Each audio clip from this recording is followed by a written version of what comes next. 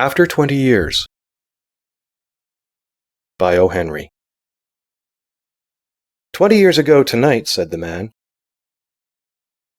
I dined here at Big Joe Brady's with Jimmy Wells, my best chum and the finest chap in the world.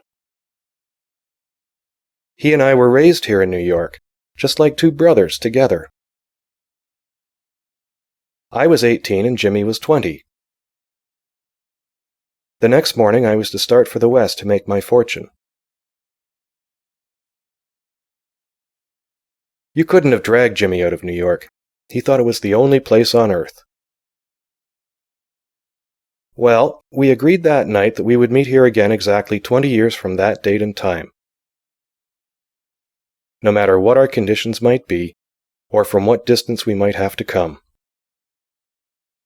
We figured that in 20 years, each of us ought to have our destiny worked out, and our fortunes made whatever they were going to be.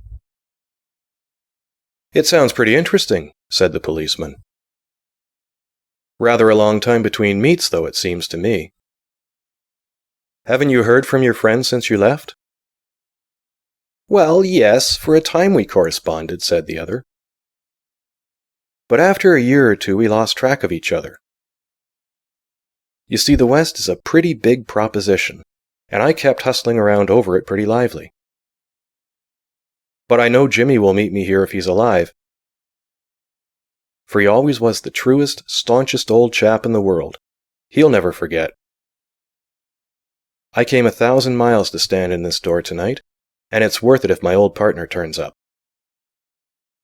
The waiting man pulled out a handsome watch, the lids of it set with small diamonds.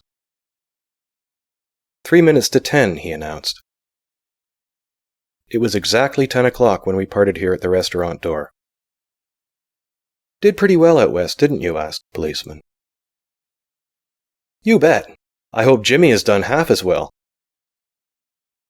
He was a kind of plodder, though, good fellow as he was.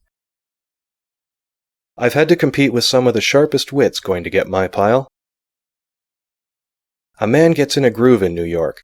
It takes the West to put a razor edge on him.